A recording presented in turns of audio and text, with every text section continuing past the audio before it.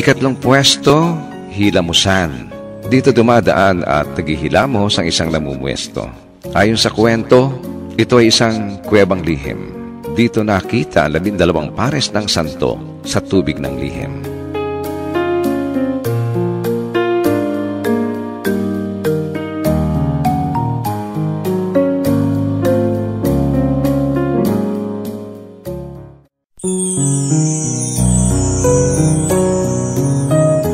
Ika-4 na pwesto, balon ni San Isidro. Idinadaan dito ang isang baguhang namumuesto upang buhusan ng tubig. Dito nananalangin at simbahan ng mga magsasaka at mga naghahanap buhay. Sinasabing ang tubig dito ay mabisang gamot sa sakit ng tiyan. Ang kamalig ng palay nito ay nasa tapat naman ng Santong Jacob.